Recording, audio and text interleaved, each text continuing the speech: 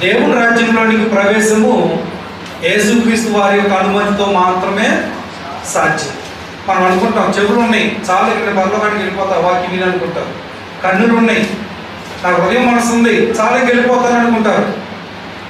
దేవుని అనుమతి లేనిది అవేవి పనిచేయవు, అవేవి పనిచేయవు. నిత్యం వింటూనే ఉంటారే కానీ వారు ఏం చేయలేరు, గ్రహించలేరు. విలువారు మాత్రంగానే ఉంటారు. కన్నులు ఉంటాయి కానీ చూడలేరు. దేవుని రాజ్య సంగతులు విని గ్రహించలాగున యేసుక్రీస్తు వారు అనుమతిస్తేనే అది జరిగింది.